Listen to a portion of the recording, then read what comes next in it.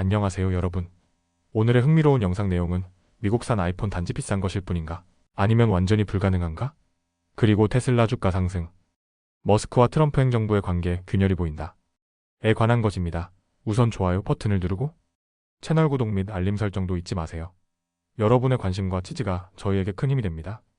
첫 영상은 월스트리트 저널의 기사 내용을 바탕으로 미국산 아이폰이 정말로 가능할지 아니면 단순히 비싼 꿈에 불과한지를 깊이 있게 살펴보는 시간을 갖겠습니다. 지금부터 설명드릴 내용은 단순한 뉴스가 아니라 글로벌 경제와 기술 그리고 정치가 어떻게 얽혀 있는지를 보여주는 하나의 사례입니다. 2030년 애플의 최고 경영자 팀 쿡이 무대 위에 올라와 손에 들고 있는 애플 매직 완드를 흔들며 이렇게 외칩니다. 애플 카다브라. 천을 걷어 올리자 청중 앞에 등장한 건 미국에서 만든 아이폰입니다. 상징적인 장면이죠. 하지만 현실은 어떨까요? 트럼프 대통령은 최근 아이폰을 비롯한 주요 기술, 제품들의 생산을 미국으로 되돌리기 위해 강력한 관세 정책을 추진하고 있습니다. 이론상으로는 미국 제조업을 다시 일으켜 세우겠다는 의도지만 실제로는 얼마나 현실적인지 의문이 많습니다. 미국 상무장관 하워드 루트닉은 수백만 명이 아이폰을 조립하기 위해 작은 나사를 조이는 시대가 올 것이라고 강조하면서도 그 대부분은 자동화될 것이라고 덧붙였습니다. 그러나 우리가 알아야 할 중요한 사실이 하나 있습니다. 아이폰은 단순한 스마트폰이 아닙니다. 수십 개국에서 수백 개 부품이 모여 만들어지는 말 그대로 글로벌 협력의 산물입니다. 튜크대학교의 캐리 제레피 명예교수는 아이폰 부품은 전 세계 40개국 이상에서 생산되며 가장 복잡한 부품은 6개국에서 만들어진다고 설명합니다. 특히 중국은 대만, 한국, 일본과 가까운 지리적 이점을 바탕으로 전자제조 생태계를 완벽히 구축했습니다. 그렇다면 미국은? 현재로서는 이 정도의 정교한 조립을 감당할 수 있는 설비나 인력을 갖추고 있지 않습니다.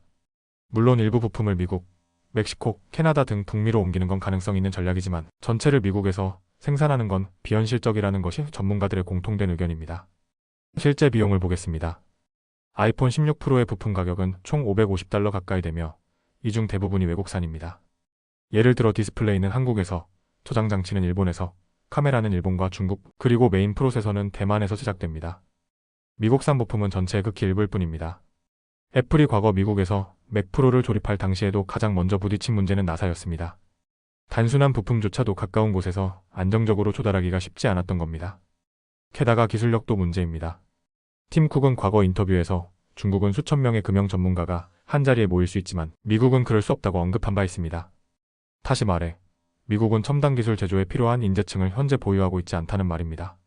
존스 호킨스 대학교의 팅롱 다이 교수는 로봇은 포장과 테스트엔 쓸 수 있지만 케이블 정리나 접착제, 바르기, 나사 조이기 같은 섬세한 작업은 여전히 사람의 손이 필요하다고 설명합니다.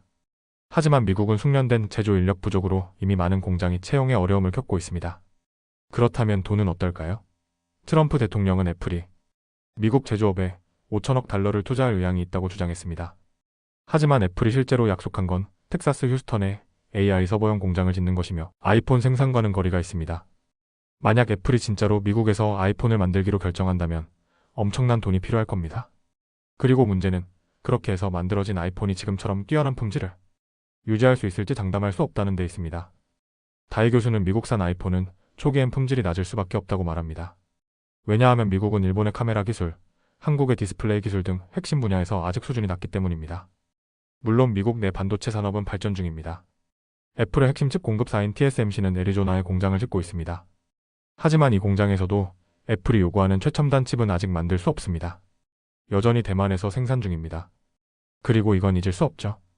위스콘신에서 폭스콘이 추진했던 대규모 디스플레이 공장 프로젝트. 1만 3천 명의 일자리를 약속했지만 결과는 겨우 1천 명 수준의 고용만 발생했습니다. 제조 비용이 중국보다 4에서 5배 높았기 때문입니다. 결론적으로 미국에서 아이폰을 생산하는 건 지금 시점에선 현실이 아닙니다. 설비도 기술도 인력도 부족합니다. 그리고 가장 중요한 건 소비자들이 기꺼이 더 비싼 값을 내고 미국산 아이폰을 사줄 것인지 여부죠. 게다가 공장 건설 자재부터 시작해 모든 생산 비용이 치솟고 있는 상황에서 새로운 관세와 수수료는 애플뿐 아니라 모든 글로벌 제조업체에게 도전이 될 수 있습니다. 그래서 지금 이 시점에서 미국산 아이폰은 현실이 아닌 팀 쿡의 매직 완드에서나 나올 수 있는 마법 같은 상상일지도 모릅니다. 지금까지 월스트리트 저널의 기사를 바탕으로 한 이야기였습니다. 앞으로 기술과 정치, 경제가 어떻게 엮여 미국 제조업의 미래를 바꿔갈지 계속 지켜봐야겠습니다. 다음 영상은 월스트리트 저널의 최근 보도를 바탕으로 테슬라 주가 상승의 이면에 숨어있는 정치적 긴장과 일론. 머스크와 트럼프 행정부 사이의 갈등에 대해 깊이 있게 살펴보겠습니다. 단순한 주가 움직임이 아니라 미국 경제와 정책의 핵심 이슈가 얽혀있는 이야기니 끝까지 주목해주세요. 수요일 아침 테슬라 주가는 2.3% 상승하며 227달러 선에서 거래를 시작했습니다. 반면 미국 주요 지수인 S&P 500과 다우 지수는 소폭 하락했습니다. 이 수치만 보면 테슬라가 꽤 선전한 듯 보이지만 그 전날인 화요일 하루 동안의 주가 흐름은 롤러코스터 그 자체였습니다. 테슬라 주가는 250달러 선까지 치솟았다가 하루 만에 217달러까지 급락하며 결국 221달러로 마감했습니다. 하루 변동폭만 30달러가 넘는 극심한 등락이었는데요. 그 이면엔 단순한 투자 심리 이상의 정치적 신호가 숨어 있었습니다. 이날 머스크는 트럼프 대통령의 무역 고문이자 관세 정책의 핵심 설계자인 피터 나바로를 강하게 비난했습니다. 머스크는 자신의 소셜미디어 플랫폼인 X에 이렇게 적었습니다. 나바로는 정말 바보입니다. 그가 말한 내용은 명백한 거짓입니다. 무슨 일이 있었던 걸까요? 나바로는 최근 CNBC와의 인터뷰에서 머스크가 자동차 제조업체가 아니라 조립업체일 뿐이라고 말했습니다. 테슬라는 전 세계에서 부품을 수입해 조립만 하기 때문에 제조업체로 보기 어렵다는 겁니다. 나바로는 이 같은 방식의 산업 운영을 부정적으로 보고 있으며 트럼프 대통령의 정책은 이런 글로벌 조달 방식을 제한하고자 하는 방향으로 움직이고 있습니다. 하지만 머스크는 이 발언에 즉각 반응했습니다. 모든 자동차 회사가 조립업체인 건 당연하다. 어느 누구도 부품을 다 직접 만들지 않는다며 나바로의 발언이 산업 구조 자체를 몰라서 나온 무지한 발언이라고 비판한 것입니다. 실제로 테슬라는 미국 내에서 판매되는 차량 기준으로 약 65%의 부품을 미국이나 캐나다에서 조달합니다. 이는 다른 완성차 브랜드와 비교해도 높은 수치이며 미국산 자동차로 평가받기에 충분한 수준입니다. 이번 갈등은 단순한 말싸움이 아닙니다. 머스크와 나바로는 모두 트럼프 대통령과 직간접적으로 연결되어 있는 인물들입니다. 나바로는 트럼프 대통령에게 무역과 산업 정책을 자문하는 위치에 있으며 머스크는 최근 불필요한 정부 지출을 줄이는 프로젝트, 일명 도지 프로그램을 통해 정부 개혁 논의에 깊숙이 참여하고 있습니다. 머스크는 오래전부터 관세 정책에 대해 비판적인 입장을 보여왔습니다.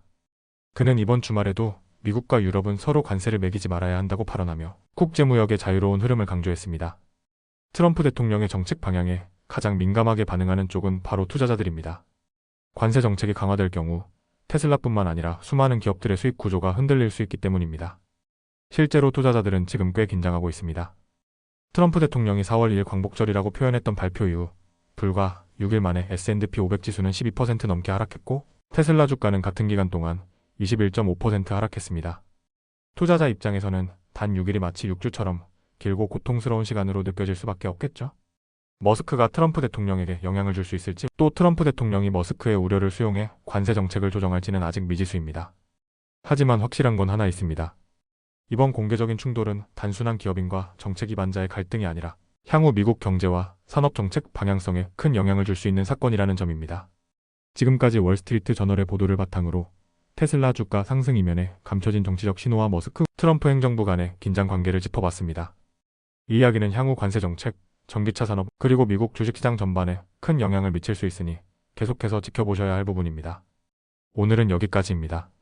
다음 영상에서 더 유익하고 흥미로운 내용으로 찾아뵙겠습니다. 이 영상은 투자 의견이 아닙니다. 매우 감사합니다.